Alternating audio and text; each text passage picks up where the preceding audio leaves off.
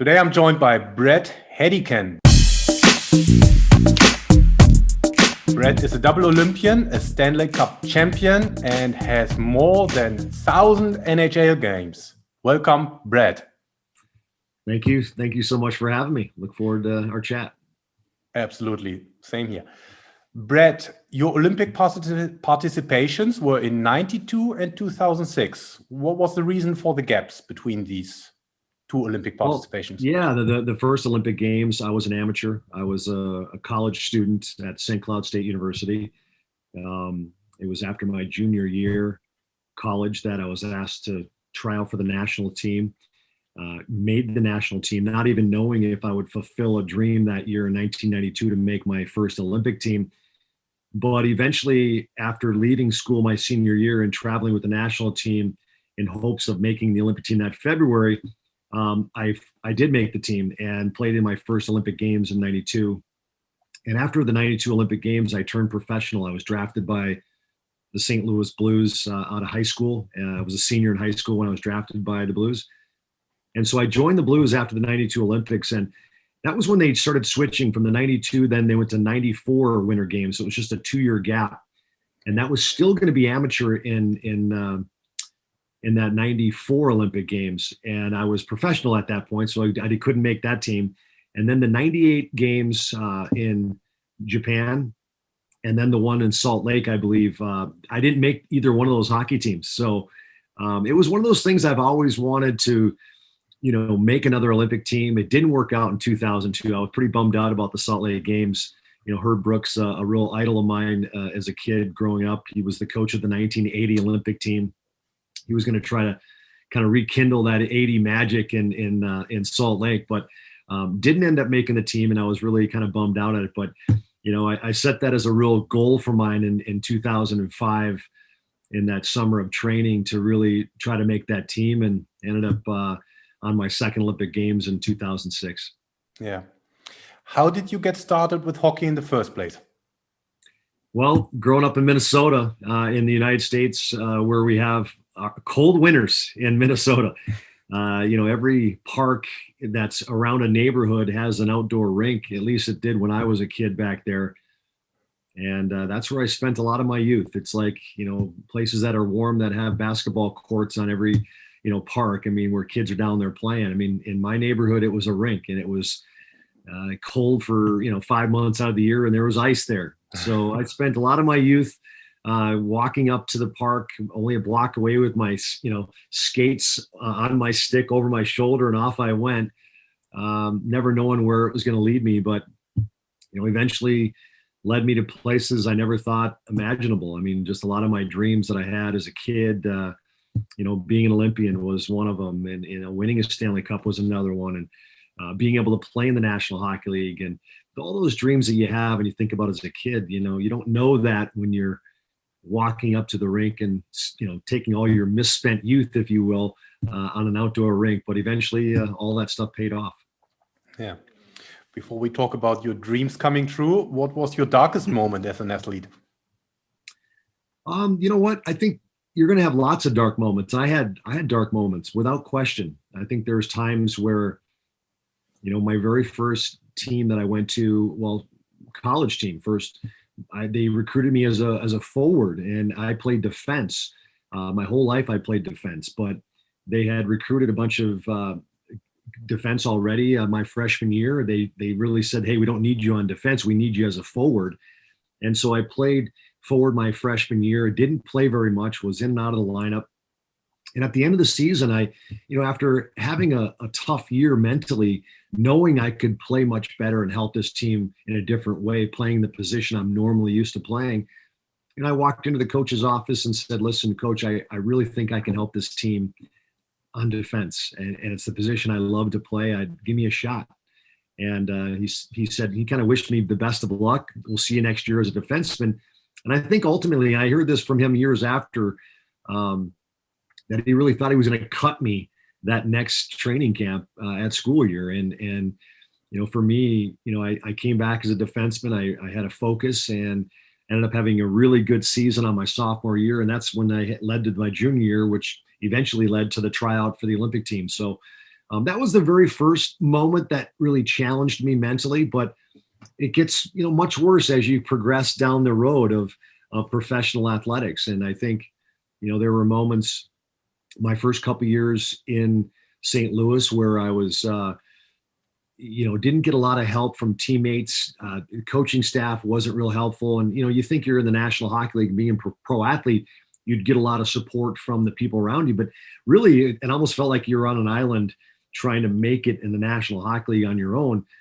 And I had a lot of physical attributes at that point. Getting to the National Hockey League, that's what got me there, is my ability to skate and my ability to play the game of hockey. But what you learn as you progress through your professional career is that there's more than just the physical attributes that you need to have to get through those dark moments. You need the mental side of the game, the positive self-talk, the visualization, being able to control your breathing in big moments, doing so many mental repetitions that when you are in those dark moments as a professional, you fall back into the things that really make you great. And the only way you can do that and really have the confidence to play at a high level under pressure is by practicing, those mental repetitions. And I think that's some of the things I learned as an athlete through my career, is I didn't have a lot of mental skills that I learned as a kid. And I had to learn on the fly, as a professional. And those dark moments when they started to come up, it was a struggle early, but as I got older in my career and I practiced more of the mental side of the game, those tough moments became less and less, and I was able to perform better and better in big moments because I was able to really control my brain. Oh, interesting. You just mentioned you were a defenseman. You played in an era where, not knowing too much about ice hockey, but you played with the greatest of the greatest. Huh? So who was the most difficult guy to defend? Well, Jaromir Jagr in his prime. I think Jagr, for me, I was a player that, as I turned into the NHL, I became a guy that could skate with top end guys. That was really my strength, is my skating ability. And, being able to play against other teams' top players on a nightly basis, I had to play against the best of the best. Yeah. And, playing against a guy like Jaromir Jagr, I realized that, I thought I had physical attributes, but no, he really humbled me when it came to being able to hold on to the puck in the offensive zone, for me, the defensive zone.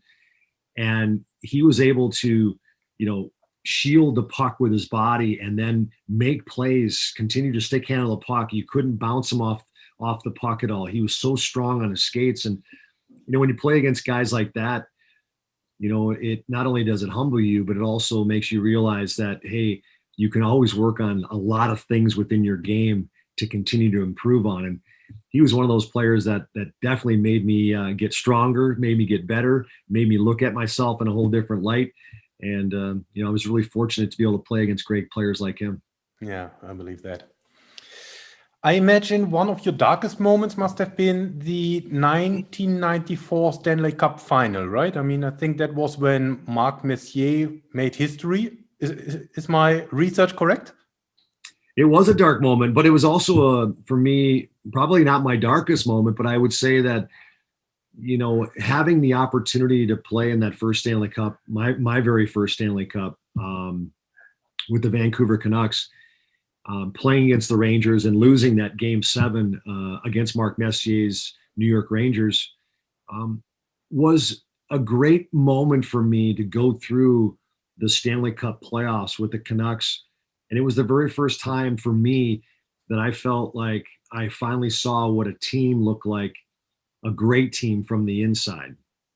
And I think when you played hockey and you played sports for as long as I ended up playing sports, is you learn a bunch of valuable things about losing teams, and you learn a lot of valuable things about winning teams. And you begin to see the comparison in the environments between losing teams and winning teams. And, yes, it was a dark moment losing that Stanley Cup to the Rangers when I was with the Canucks, but it also taught me what winning looks like.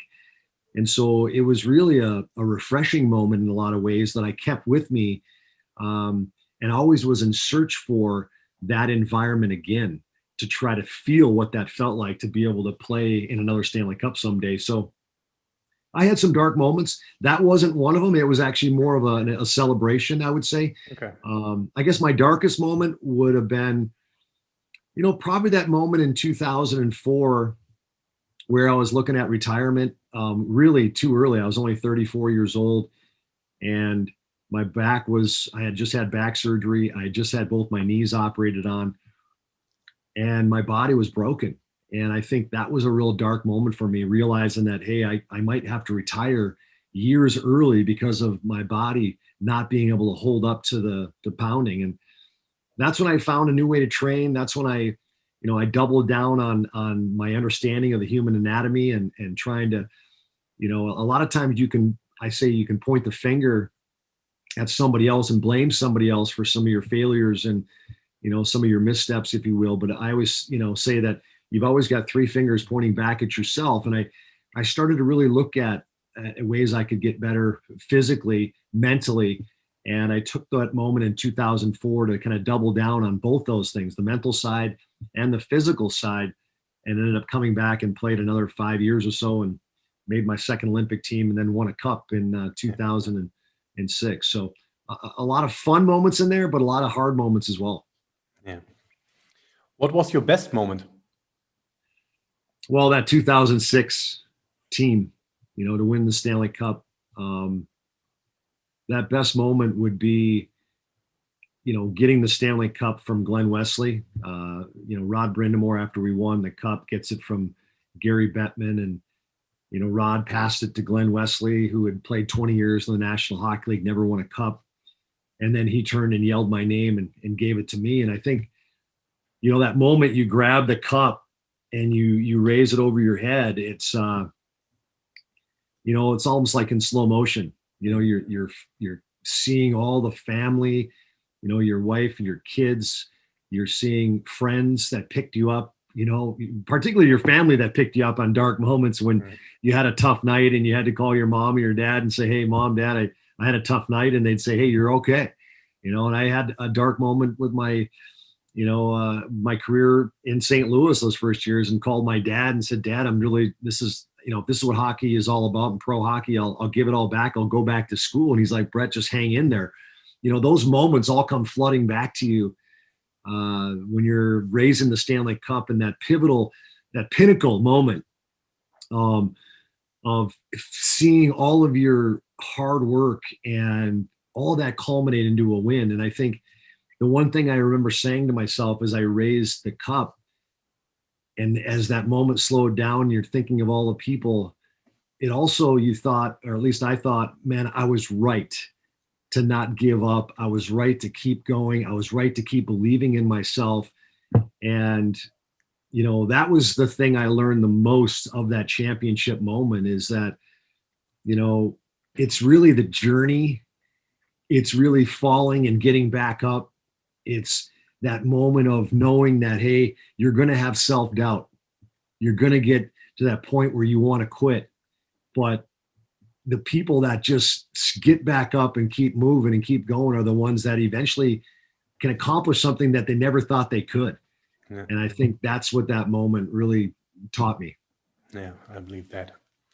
If you could travel back in time, what advice would you give a younger Bret? Oh, man, have more fun.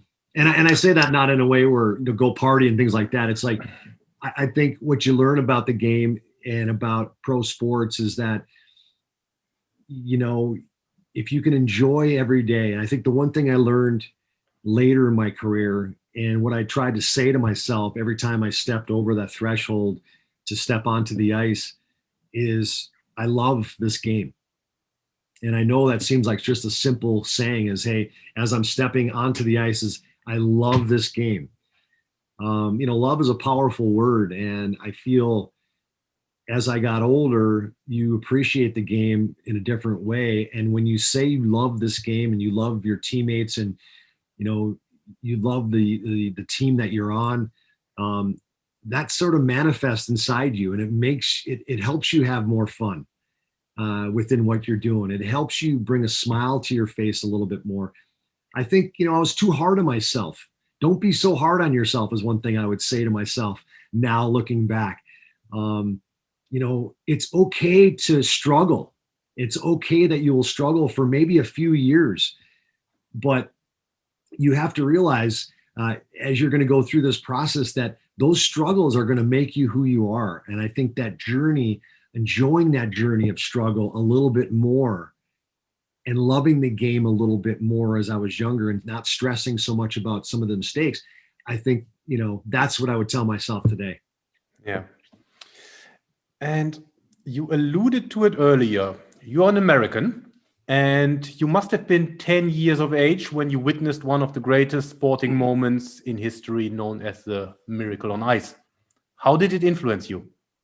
Oh, yeah, it was, that was I think for my generation, all of the guys that I played on the 92 Olympic team, from that 80 team. So just, 12 years later, when I was just, 10 years old and I'm watching the gold medals being put around the necks of Americans, something, miracle on ice, that was the moment. There was a whole generation of guys that were 10 years old watching that moment saying, I wanted to become an Olympian. I want to become an Olympian someday. I was one of them. And I was sitting there, I can still visualize it today, sitting beside my dad, and we were leaned up against the couch on the carpet watching, the 80 team win. And I remember looking over at my dad's got tears running down his face. And it was just, one of those moments where I said, I wanted to become an Olympian someday. And as a 10-year-old, that's a pretty lofty goal. But it was that moment for me that kind of set me on my path and set me down this journey of becoming an Olympian someday. Yeah, really cool. What are the habits that make you a successful athlete in person? I guess the habits I would say is, just having that goal and that vision of where you want to go, particularly when I was 10, looking at, the Olympic team. I didn't know how I was going to get there, but I knew I had to take steps right now as a 10-year-old. And as I got a little older, as I was getting in my teens, and you look at, that 13 to 15 to 16, and the training I did when everybody else was going to have fun or, they weren't going to the gym. I was going to the gym at a young age. I was already setting my path. And I think, I guess the biggest thing you can really recommend for people, and one of the habits you can do is, when you set that goal, it's taking steps towards that goal on a daily basis. And I think I did that as a young kid. And I think that served me well when I accomplished that Olympic team goal, and knowing that the only way I can get to the Olympics is by first going to college. And that was like, you almost have to break it down into stages and into steps to getting to your goal. And when you can think about those steps and you start to accomplish them, you start to realize that you are starting to track down that goal, because sometimes you need little wins along the way. So I think there's stages that you can set for yourself to try to get to the Mount Everest, if you will, different base camps that you need to get to reach your goal. So I think I did that as a youngster, and I think that served me well. And I continue to do that throughout my career, set a lofty goal and then make steps to get there. And you did that intuitively when you were young? Yeah. Yeah. Yeah, I think I did that intuitively. And I think it's the reason why I did is because that vision in my head of my Olympic goal was so clear, and it was so real that I think when you have that clarity, it focuses you. And there's going to be moments where you want to get off the path and say, I don't want to go to the gym today. But no, that's when you have to say, no, this is the sacrifices I have to make to get to where I want to go. Yeah. So I think those were things I learned as a kid, and they served me well. Do you have a morning routine? Today, or when I was back when I was playing? Maybe both. Yeah, I think, morning routine now is, I've been trying to get to be a faster reader. I think, one of the things, there's so much so many things to read, and not enough time, right? I mean, we only have a certain amount of time in our life. And then, during the course of the day, there's only so much time. And so for me, I've really started to work on every morning, trying to work on reading faster and speed reading, and, trying to get better at that little skill. So, so that's one thing I try to do every morning. And then obviously in the afternoon, I do martial arts. I do Kung Fu. I try to, continue to work on, getting to the next belt, and that mind and body of martial arts and Kung Fu in general is something that I've really enjoyed. It's really harmonious with the way I feel about sports, right? It's mind and body, and connecting those two and finding ways of when I was at my best on the rink, I felt like my mind was connected to my body, and I was able to have all of those faculties, if you will, working together. And I feel martial arts today gives me that, is mind and body. And how did this passion come about with the martial arts? I was looking for something after I retired that was along the same lines of the way I trained, and then which also implemented the mental side of the sport or the discipline like martial arts does. And I found a place that was really close to my house here, and where I live, and one of the top places in the United States, East-West Kung Fu. And I was just walked in there one day, and I just could tell from the moment I walked in that this is what I wanted to do moving forward. And it gave me something to really kind of sink my teeth into, as now that I've been retired. Oh, cool. How do you prepare yourself for important moments? For important moments? Important moments. Well, I lean on the things I learned as a player. I think breathing is a big part of what we forget how to do. One of the tough moments, if I can go back, which kind of answers this question, is, when I was in Vancouver after the 94, disappointing loss in the Stanley Cup Finals, an assistant coach who was a goalie coach, his name was Glenn Hanlon. And he had worked with a sports psychologist many years earlier. His name was Saul Miller.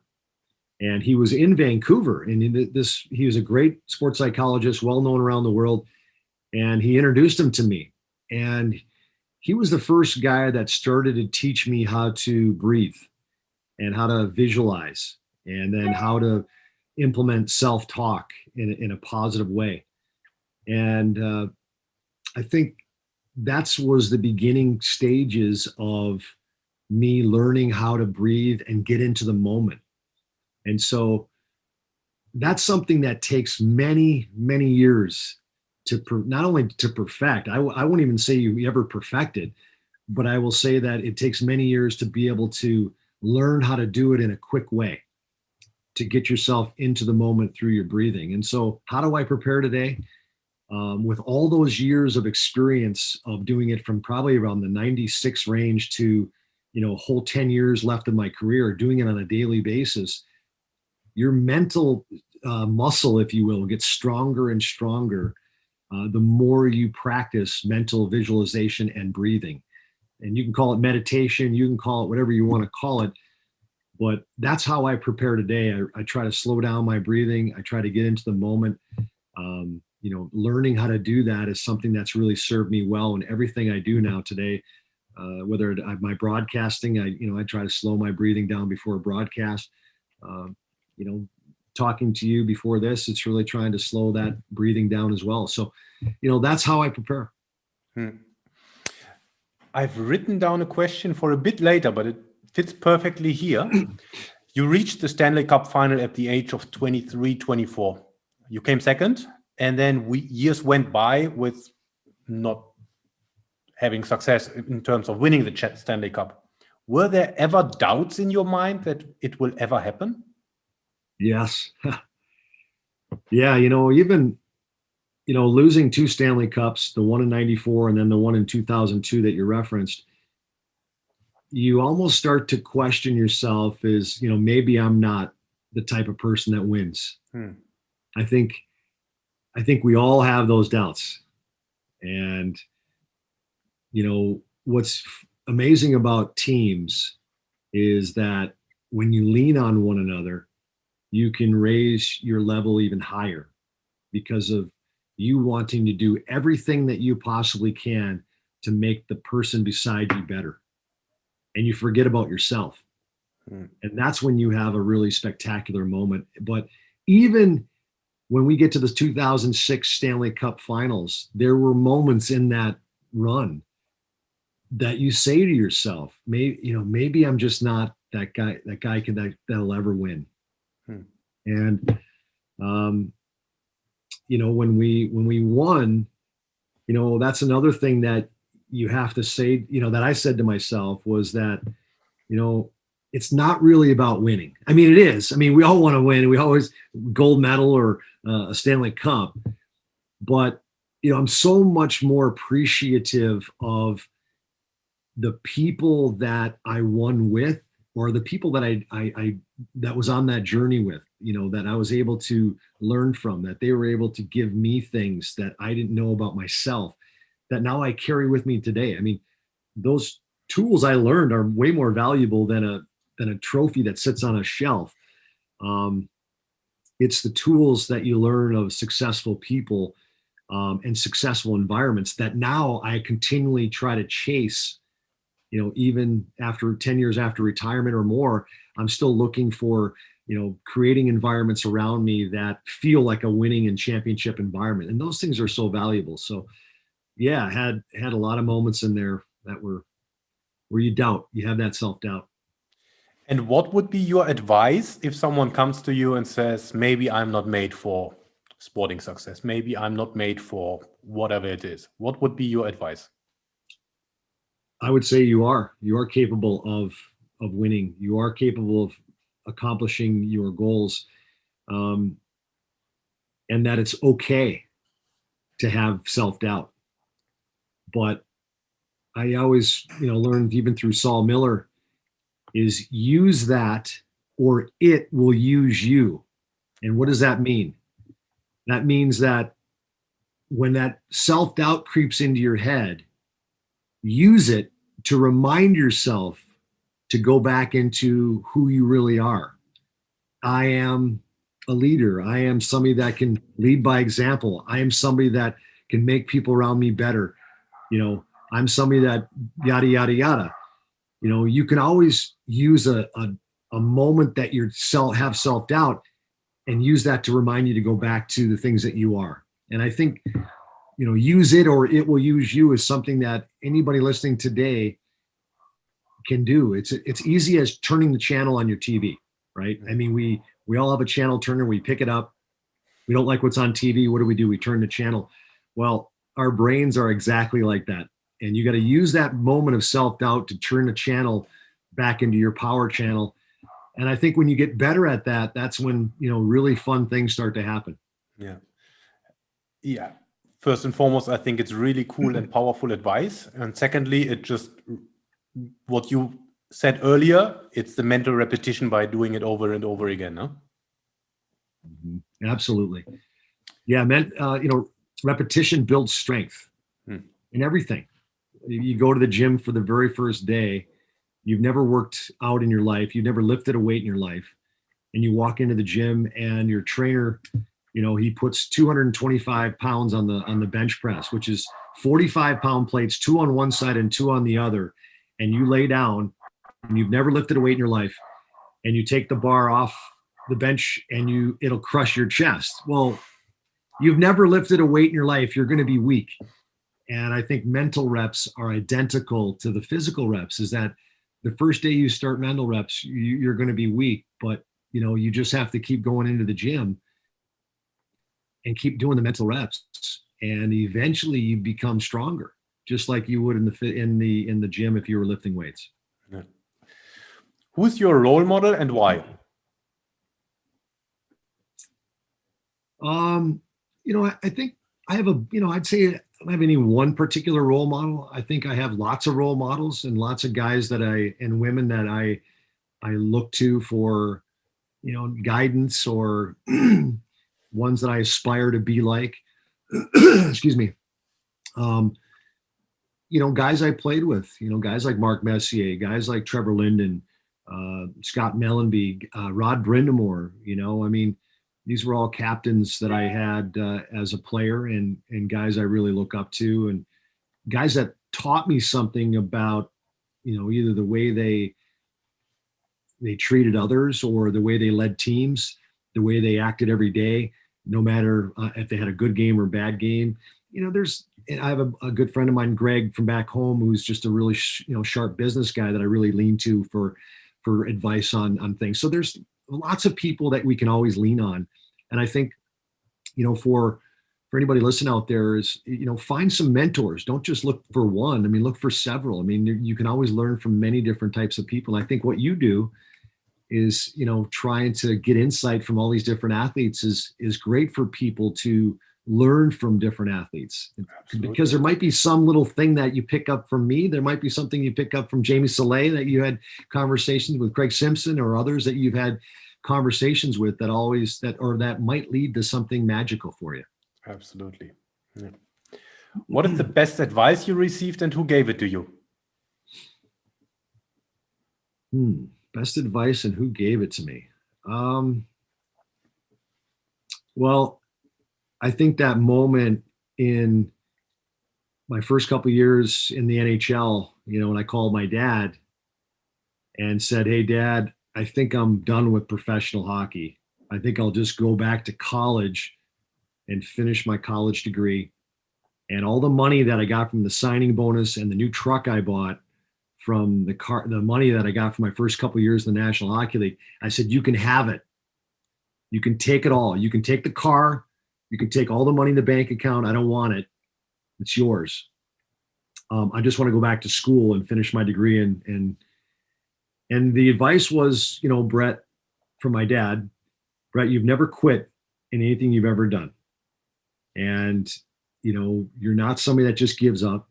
You got to just chip away now. Get back into doing your best every day. And, who knows, something might happen. Maybe you get traded down the road and you go to a different environment and things start to work out for you. But, the best advice is, from my dad, don't quit and just keep going." And, sure enough, I ended up getting traded, less than a year later to Vancouver. And it led to the moment of the 94 Stanley Cup Finals team that against the Rangers, where I became a guy in this environment that really learned from a lot of great people. I had a great coach from Pat Quinn who took me under his wing and really started to mentor me. And it was like that moment where I finally got on the mountain and started climbing, where I felt like I was spinning my tires. And so I think the best advice is from my dad. Just, don't quit and just keep going. Yeah. And it comes full circle with what you said earlier, the moment when you were thinking of retiring, you kept going and you had the biggest success of your sporting career. Yep, that's exactly right. And, that little simple thing is valuable, right? I mean, it's something when you break it all down, you boil it all back, there'll be moments where you're going to have self-doubt. For anybody listening, you're going to want to quit. You just got to get up and keep going. You mentioned the name Jamie Saleh, and that is one thing she said. She gets asked from people, when is it time to stop and when should I quit? And she said, you never quit. Never quit. Never quit. Yeah. I mean, and I think somebody like her that has won a gold medal, I mean, and been through adversity, I think you realize that when you get to the other side of a championship or a gold medal, and you realize there was all those moments you had the opportunity to quit. You could have easily just said, "Hey, I'm done," but you didn't. And I think that's the ultimate learning experience, is that, just don't quit. Yeah. Really cool. After your career, or maybe in your career, you started to develop an entrepreneurial mindset and you started investing. Did this start during your career, or how did it come about that you took care of your finances? The reason of this question is many athletes use it as an afterthought, but actually it's quite important. I think I wish I would have done it more as a player, when I was playing. I wish I would have, been a little more in tune with investing. And I had, great people that looked after my finances and saved, luckily I was one of those guys that, made a small, bought a house when I could afford it, early in my career, and and a car, and that's all I really needed. And the rest of I just saved it when I was younger, which was great. I mean, I think you're not going to be a pro athlete the rest of your life, and I think looking long term and understanding that every dollar you save now is only going to help you after you retire to really be able to do some things. Take your time, and so for me, after I retired from the NHL, started getting into more investing. And another thing I didn't quit on, it was my degree, my college education. So, leaving my junior year of college, not going back my senior year, after I retired, I really want to learn more about investing, learn more about finance. And so started to kind of chip away at my college degree. And I just finished it this last December during the pandemic here. I decided to go back and finish my college degree. And so I didn't quit and wanted to learn more about, even entrepreneurship. But that's something that I'm really proud of, that I didn't quit on it. And one of those things that when I finished it finally and got my diploma in the mail, and, my daughter took a photo of me with it, I was one of those things I smiled for a couple of days afterwards, because I've always wanted to call myself a college graduate. And, when it all kind of came together, I'm again glad I didn't, just say, I don't need my college degree. Who needs that? I'm like, no, I finished it and I didn't quit on it. That's really cool. Back in the days, how did a typical training day look like? In the summer, when I was, training, getting ready for an NHL season, sometimes it was twice a day. It was, get up in the morning and, make sure the nutrition is in my body, and then, go hard. Sometimes take, relax in the afternoon and then do another workout at night.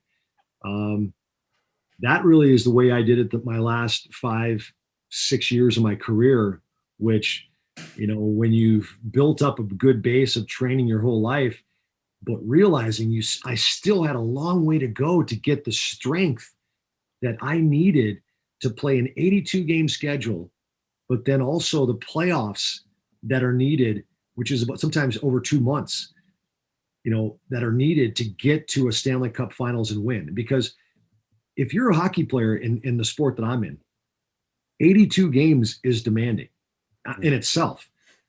And you can train for that.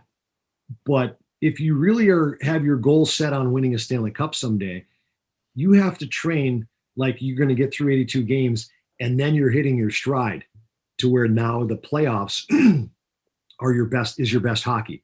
Yeah. And that takes, you have to work your way back in your mindset of what it takes to win the Stanley Cup on the physicality and the stamina and the mental strength. And when you boil that all back, then you can see what you need in your training to be able to get you there. So I think, when it comes to training, you have to go to the end. You have to think about what it's going to take to get there and to win and to play your best, and then find out what it's going to take to do that. Yeah. Start with the end in mind, like Stephen Covey said, huh? Yes, absolutely. You have to start with the tip of Mount Everest. Yeah. What's going on in the life of Bret Hedican at this moment in time? Oh man, after just finishing my degree, that's something that I've had a lot of fun accomplishing. I'm still working on, in this next couple days, I'm going to test for my blue belt in Kung Fu, which right now I'm advanced purple with 4 stripes, they call it. And you need 4 stripes to test out of the belt to get to the new one. When you become a blue belt, you become intermediate. So it's going to be a big moment here this next weekend. I'm going to test for that. I'm a broadcaster for the San Jose Sharks. I do color commentary on TV with Randy Hahn, who's just a great broadcaster, who's been the original voice of the Sharks from the beginning of their inaugural year. And so, doing broadcasting keeps me quite busy. Obviously, I'm a dad and husband, and I have my 2 daughters are in high school. So, I'm just really lucky to be able to do so many fun things in my life and to have great people around me. I've got great parents and a sister, and these are all, again, I'm very blessed, if you will, and I have a lot of gratitude towards the things in my life. Really cool. Do you want to nominate someone to be interviewed? Man, I'll think about that. I'll have to send it to you. That's cool. Okay. Where can people find you? I'm on Twitter. I'm on Instagram and LinkedIn. Bret Hedican, B-R-E-T, Hedican, H-E-D-I-C-A-N. You can find me on any one of those. And yeah, like you and I have reached out on LinkedIn, and it's great to meet you. Really cool. Bret, thanks a lot for your time. And most importantly, I keep my fingers crossed for your exam this weekend. Oh, thank you, Christian. I appreciate it. It's so great to meet you. And even though you're on the other side of the world, we're connecting via technology. It's kind of cool. It is cool. It is cool.